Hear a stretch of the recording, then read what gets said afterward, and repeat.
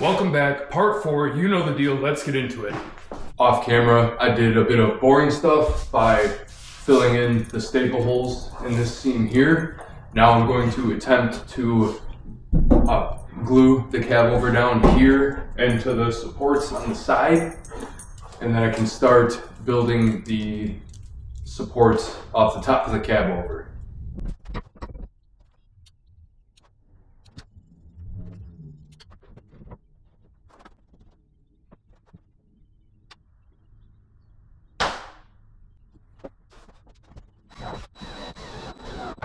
So what I've just done is secured the cab over.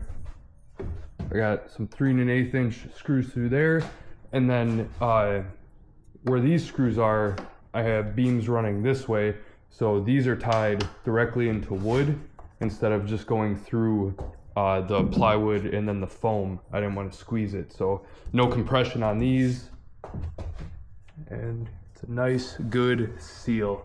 Now we can get these cab over supports in here, and soon enough it will be supporting itself. Reginald, you're doing a good job supervising. Thomas, don't eat the glue. Don't be that guy. Good boy. Here I've got the first set of cab over wall supports mounted. Now instead of doing a 90 this way and a 90 this way, since this isn't exactly straight overall, I decided to use a straight edge along these walls so that they stay consistent instead of staying consistent to 90 degrees. That way the board will be straight. That way the plywood will be straight going along the wall. I just used some PL3 here, let it dry. I ran a staple just so it wouldn't move around while it's drying. And then once it was dry, I came in and I ran a screw up and I ran a screw down. I'm not sure what the best way to secure these is. And then they'll obviously be tied in up here just like the rest of them. I have 2 more to go. There's going to be another normal sized one at 96 inches and then a shorter one to start the taper where this angle is. And then it will finish up here in the front. Also on a side note here, when I put the cab over on and measured it all the way front to back, I found it was a 1/4 inch off. It was a 1/4 inch shorter on this side, which caused the cab over to just slightly kick out this way. So I added a 1/4 inch shim here, I guess you could call it, just to straighten everything back out. Got the ceiling crossbeam attached. It was a little tricky because with the first 4, well, at least the middle 3 were the same size, so I could just measure floor to ceiling. The back one was its own measurement, so that really didn't matter too much. But this is the first one where I can't measure to the floor, I have to measure to the cab over. So I used a straight edge on each side, clamped them in place, and glued it.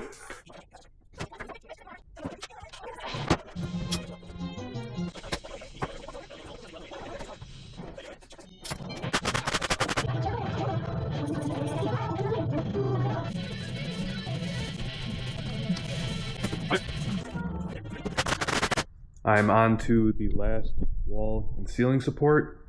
This one is going to be a couple inches shorter so that it can start the first decline here and then angle again and decline here. I have made a huge mistake. These angles do not correspond with these angles, so I cannot fit a flat piece right here. I've been working on this for hours. I've been trying to figure out if I get rid of this and just run it from here. I've been trying to do measurements for if I cut into here, and I'm basically at the point where I am going to lop this off flat. I'm going to cut this down a bit to make more of an angle here, and it's just gonna have a flat front that is going to kill my gas mileage.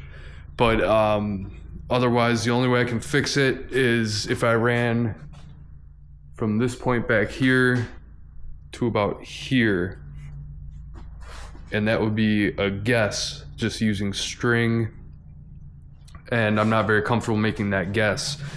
I have a solid beam running across the cab over here, so I'm going to find that beam and cut it down. I will lose about 1 foot, but this is where the bed would end and this would have been storage. So I'm losing my storage, but the bed will remain the same size. I'm not happy about it, but it was a huge oversight. I really should have been angling this one down so that these were coming down back here, and then I could have made it work. I didn't. It's too late to change it. This is all glued, screwed, stapled in, so I'd rather just chop the nose off and suffer the gas mileage. The only thing I'm worried about is here and here. I have some cross member pieces with screws going through here, but this is all sandwiched together and they're driven in this way. So I'm gonna cut slow. Hopefully I can just go through them.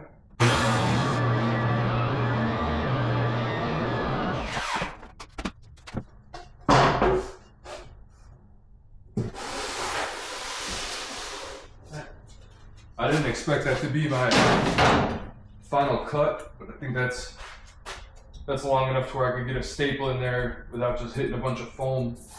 I'm gonna just keep it there, get any little bit of room, any little bit of extra room I can. All right, the next step would be to cut our next beam at 21 inches. My goodness, this stuff's probably not good for your lungs.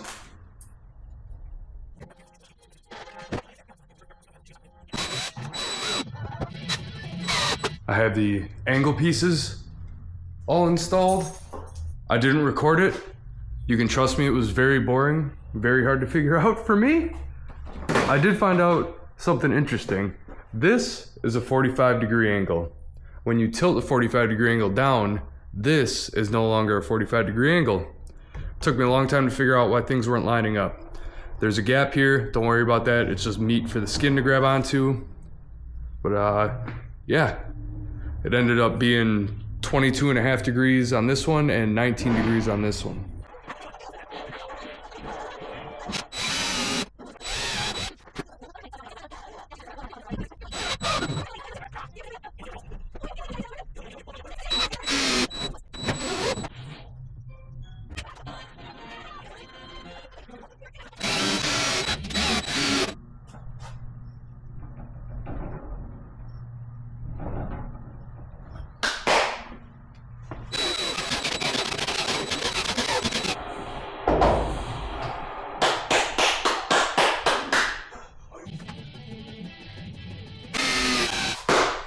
For the past couple days, I've been coming out here and saying, I think this is going to be the last support piece. I think this is going to be the last support piece. But I think today I can finally say that I am done with the support pieces for the skeleton. I think I can finally move on to putting the walls on. I am so excited.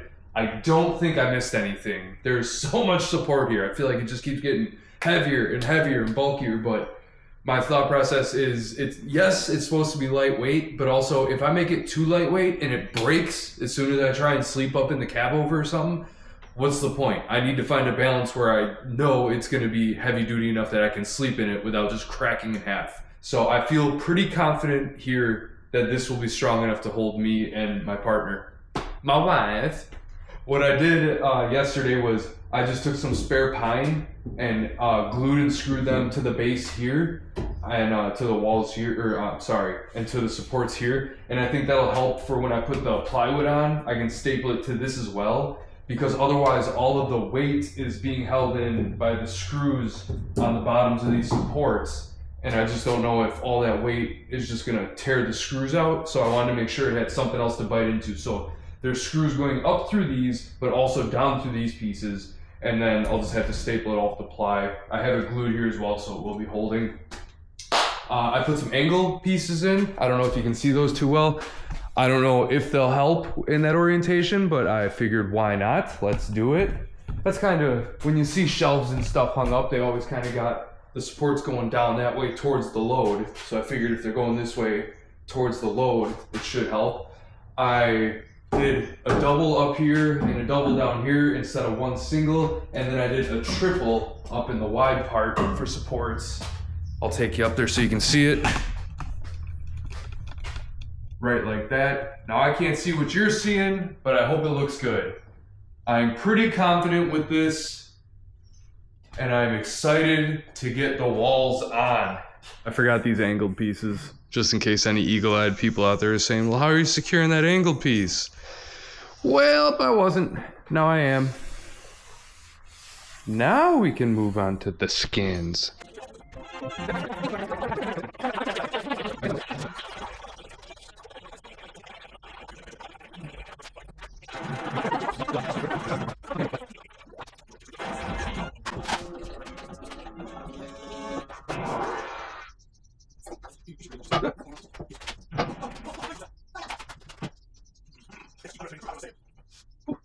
Get some training of his own.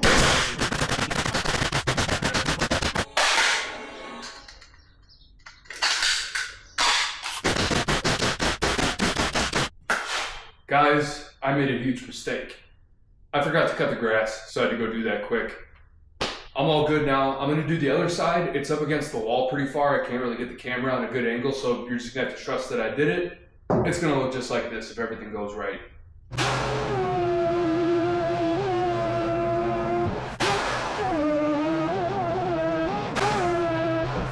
Look at that, we got a shape. Looks like a camper. Now if they're tall enough, I'm gonna try and reuse these for these sections here to finish it off. Let's give it a shot.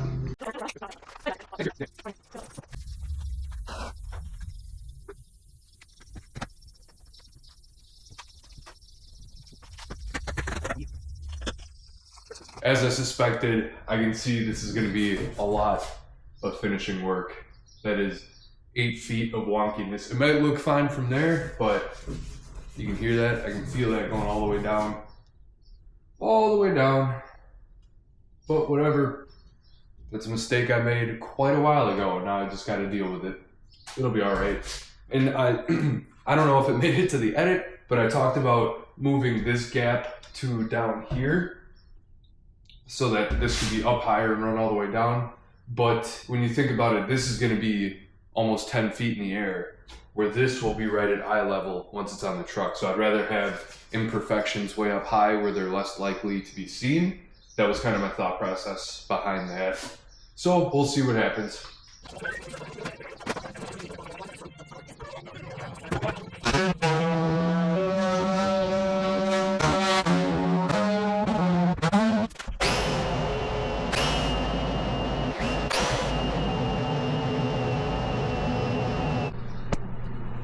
Attaching this piece here on this side, since we have a decline here, I cut the piece, let me hold it flat, cut the piece with a slight bevel in it, set it up there. Oh, what a fit. That'll take minimal sanding to get fitting nice. That little extra bit of work, I was able to do it on a short section like this, where somewhere up here on a long section you can see how wavy it is. Just wouldn't work out. Too many variations. But I'm glad the theory worked somewhere.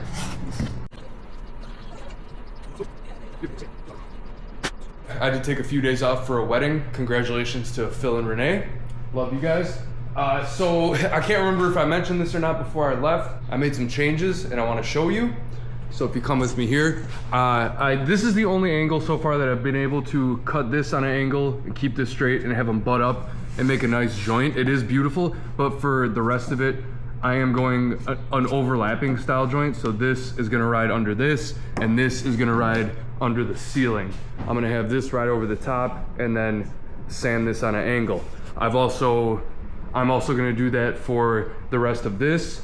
So this is gonna sit here, come up, the roof is then going to slide over it on the same angle that's over here, and then this front plate is going to cover all the seams, and that's the only one that's gonna be different. On the front and the back, I guess you can call it the caps, so the vertical caps are gonna cover all of this to make it easier.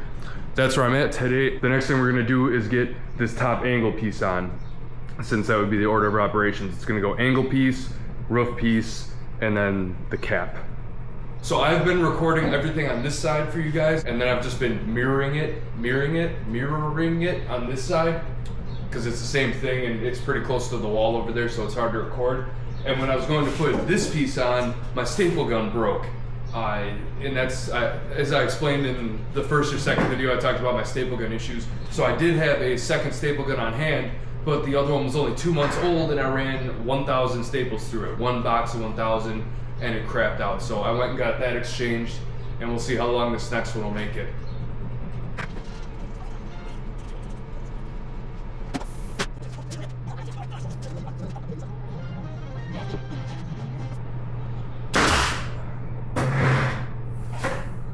You're gonna stay there?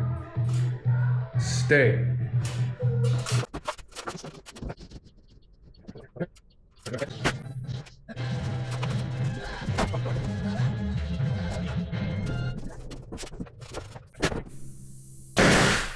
You seek to the light of sin. You will suffer.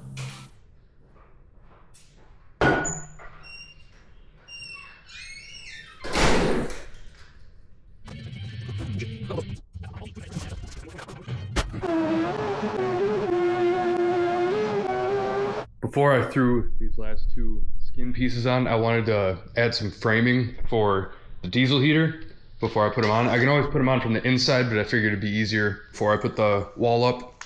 And then also to be able to run screws from this direction, I wanted to get this brace and this leg in here. I didn't want to do any interior stuff until I had the skin done, but it was just easier to do now. And that was off camera. So from here, we are going to slap the last two pieces on and complete the skin.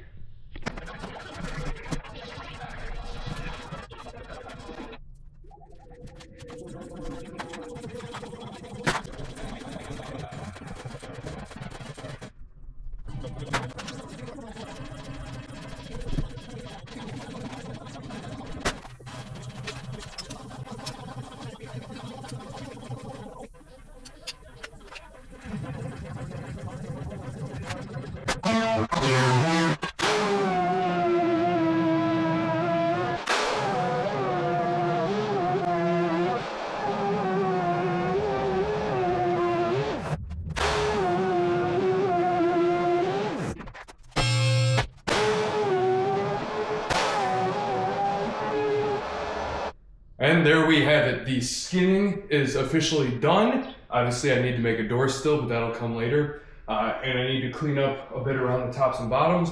But my next thing is I want to get the insulation on the inside walls before I sand and wood fill the outside, since I'm going to be pushing on the outside walls from the inside a lot. I don't want to push and crack anywhere. I want to get all the insulation glued in so it's more rigid, and then go ahead and sand and wood fill. Now, from what I understand, the sanding and the wood filling is going to be a very long, tedious, and boring process, so I'm probably not going to record it, and that also probably means there's going to be a big gap in my next video. But when you guys see it next, it should be all wood filled and done. Anyways, thanks for watching, and I will see you again in part 5. Part 5!